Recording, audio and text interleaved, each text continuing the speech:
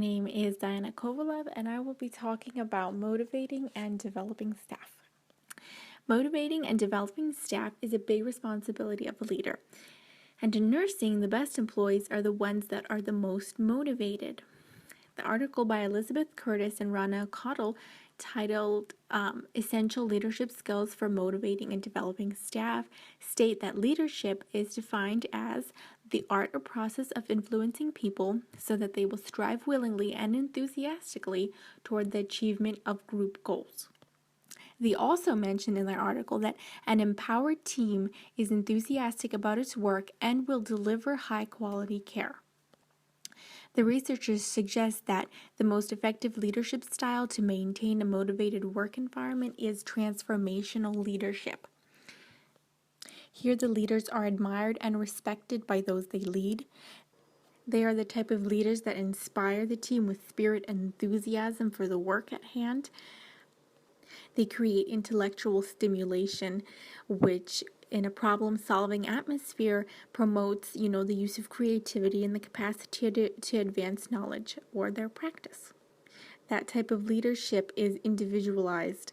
They support individual needs, and the leaders provide mentorship to support and encourage staff to develop and advance their careers. This is important as it also relates to the Hohmann stage of teamwork. It's the performing stage where everyone is working at an agreed level of performance in return for a reward. For example, the work environment, it can affect the employee's development and potential.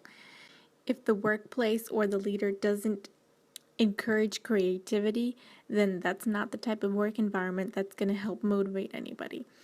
Also, employees perceive that their contributions are valued. So participation is an important aspect of this type of leadership style. Also, empowerment can reduce resistance to change and therefore essential to successful implementation of change. The leaders must empower their employees.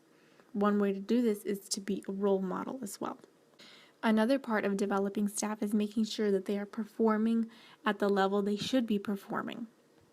Essential qualities of good job performance is attendance, being on time, being punctual, having honest and trustworthy quality, following policies and procedures, and having no reports of incidents, errors, or accidents during work. Based on the social learning theory, leaders must promote self-confidence within their team to inspire trust and trustworthiness. People learn through direct experience or observing other people, and behavior is learned through cognitive processes before it's performed. This means that the leader must be a role model, and that's important to have. Because to have employees that have good job performance, the leader must have them first. Some forms of staff development is through orientation. They're given a description of their duties, and the orientation period is to ease them into the environment and familiarize them with what they should develop into once orientation is complete.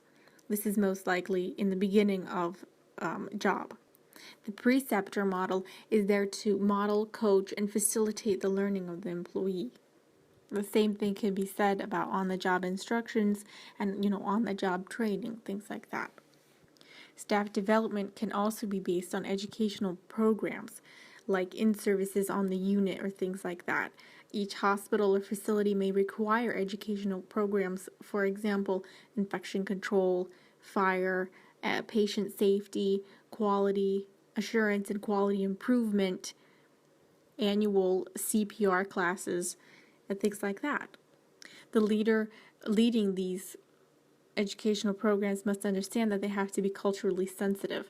They cannot have stereotypes. They must remove barriers and prevent misinterpretations of the things that the employees are learning.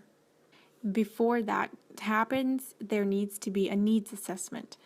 What are the needs in the facility? And the regulatory requirements can actually be in the state and vary from state to state. Then planning the staff development requires first establishing objectives. This can be on a macro or micro level, for example, facility goals versus the smaller unit goals. Following that requires evaluating the present situation and predicting future trends and events. Identifying gaps in performance would be one of those evaluations. Then formulating a planning statement and then converting that statement into an action. For example, this can be a training program or a simple in-service done on the unit during a break. I know last year the continuing education hours to complete for the nursing license was done on child abuse. The Pennsylvania state recognizes that this is a need and then creates a regulatory requirement to educate healthcare professionals on the need that they have found. In content theories, there are two types of motivation. It's instinct and need. Instincts are inherited. For example, women feel a motherly instinct, no matter whether they were raised in a poor family or rich family, being weak or strong females. But it's instinct that makes a mother. Instinct also drives us to work because it makes money to buy food, and it's an instinct to survive. Food helps us survive. I always hear my coworkers say, I'll stay the double because I need the money. I have bills. Also, need. Their motives are learned behaviors. The need for power, the need for achievement, affiliation, or self-actualization. Even Maslow's hierarchy of need, that all those ladders, they motivate us to do certain things. The first out of the process theories is reinforcement. Leaders need to emphasize that motivation works to direct staff's performance. When a need exists, we're motivated to work hard to achieve goals, and then those needs are satisfied. That's reinforcement. B.F. Skinner's law of effect, he used a rat experiment where he would give pellets, a certain amount of pellets to change the rat's behavior. The more pellets, the more a behavioral change was seen. The same works for humans, but we don't get pellets. We get like a raise or something rewarding. For example, when a nurse manager wants to reinforce a behavior such as helping, she will need to make sure that she gives the employee a reinforcer every time the employee helps. For example, give them a thank you or compliment their hard work. Sometimes it takes more than that, like a pizza party. That would be positive reinforcement. Also, the leader needs to make sure that bad behavior gets punishment, not negative reinforcement. For example, if an employee is always late, the manager keeps reminding them about punctuality and nagging them. And then they stop nagging them and, do nothing about their bad behavior would be negative reinforcement because it's not going to help the person. It's actually going to make them feel it's okay to come late to work. Something like demoting them would be punishment, and that would work better to stop the bad behavior. The next process theory is expectancy. Employees are motivated by a behavior because of the results of that behavior. For example, if an employee throws a tantrum and then they get what they want because the leader succumbs to their terms, then the person will most likely do that behavior again because they'll get what they want. This is not necessarily, this doesn't have to be a bad behavior. It can be a good behavior. If they put great effort into having good bedside manners with patients and they get rewarded for it and recognized, most likely they will keep up that good work. In this theory, the outcomes of their behavior is their motivational force. That part of it is outward behavior. I also believe there's inner behavior. Our actions make us feel a certain way. That's why the number one reason why people become nurses is because of the satisfaction after driving home from work. They feel satisfied that they did something, that they helped. That's a motivational force as well. The third process theory is equity. Equity theory tends to be a major model in work motivation because it deals with distribution of rewards and resources, more specifically the salary. Money is a big motivating factor. People's preferences for income can affect their behavior and contributions in terms of work effort. The way they perceive fairness in social situations can depend on the relationship between how much effort they put into their work and how much they know they'll come out because they'll get, a set salary for every hour they work. One study I read was done by a group of researchers from the National Academy of Sciences. Their article was titled Equity Theory and Fair Inequality, a Neuroeconomic Study. They state that the results showed that the response to an economic gain depends on whether the gain was smaller or larger than the gain of a counterpart. This means that social comparisons are taken into account on how much someone else puts into their work and how much they get paid the same. More specifically, the income inequality that people feel is sensitive to whether they feel that the other person's income was a result of their luck or skill. Meaning, as mentioned before, our brains evaluate the people around us, asking did they get this raise because they have the skills or was it just luck? The fourth and last process theory is goal setting. Goal setting theory is a technique used to raise incentives for employees to complete work quickly and effectively. Goal setting leads to better performance by increasing motivation and efforts, but also through increasing and motivating the feedback quality. Basically, this means that if individuals or teams find that their current performance is not achieving their goals, then they typically become motivated to increase efforts and they change their strategies so that they will achieve their goals. For example, if the nursing unit wants to decrease their number of falls and sets a goal to do so, but they don't reach that goal, then they will change their style of achieving that goal. That in itself is a form of motivation versus not trying at all to change. The goals must be specific: who, what, when, where, why, and how of the expectations of the goal. The difficulty must not be, impossible, but it must be a challenge because that in itself can push employees to work harder and reach new performance levels. That can mean better patient care. Feedback is important with this process because, like in the textbook, Sullivan describes feedback as an important part of transferring learning to clinical practice. Therefore, there must be a time for feedback where all employees are heard.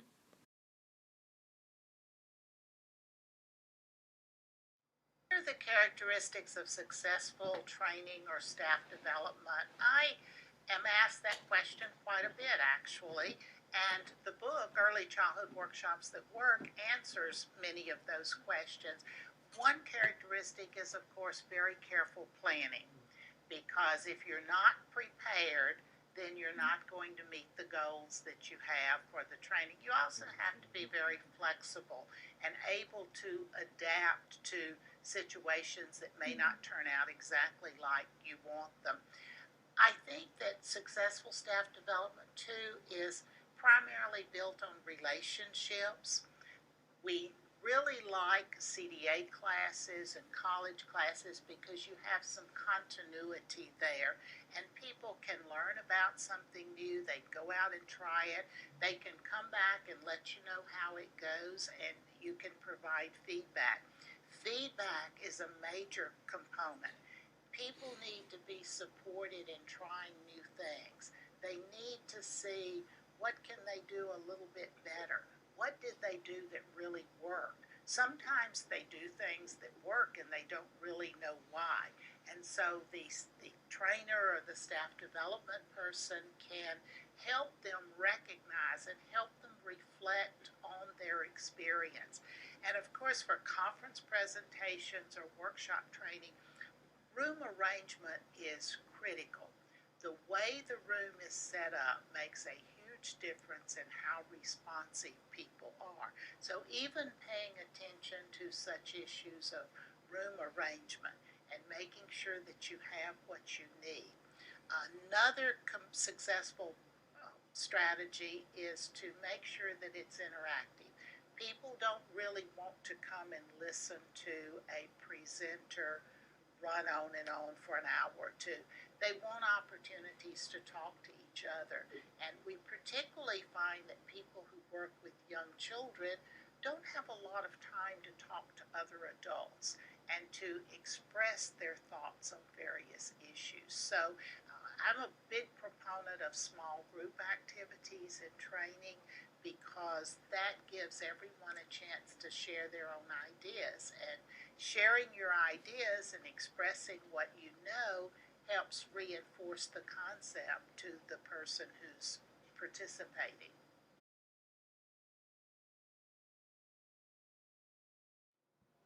Oh, I like that one. That's a good one. It works on many levels, sir. You guys are a bunch of suckers. That too, sir. Absolutely. Hey, stations. Stage one, go.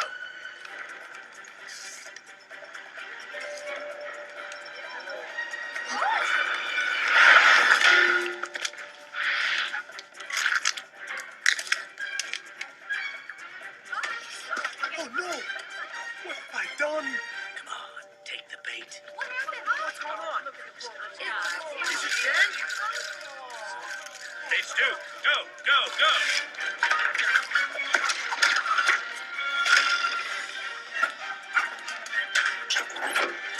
I will give him the kiss of life. Oh, Rico. Rico! Reverse. Yes. Music.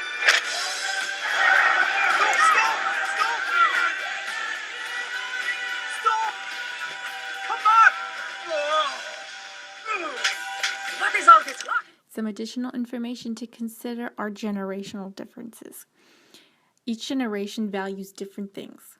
Knowing this as a leader when working with multi-generational team can be useful and helpful to succeed. For example, veterans. Although the numbers are decreasing in the general workforce, there's still a lot of them out there. And they are known to be disciplined, patriotic, and conservative. Their key trait is organizational loyalty and formality with their personal interactions, and they also value face-to-face communication. The next generation is baby boomers. They make up the largest percentage of today's nursing workforce. They value lifelong learning, they expect rewards for their work, they're competitive, they like being in charge, and they also want to make an impact. The Generation X nurses are the second largest generation in the nursing workforce today, and most of them choose nursing as a second career. They focus on outcomes. They prefer to learn on their own, being self-directed, finding their own resources. Although they may be less loyal to organizations, they're more loyal to individuals like nurse managers who help them achieve their goals. The last generation are millennials, which is one that I'm a part of. They're the newest generation of nurses. They expect to access information immediately because of, with internet happening.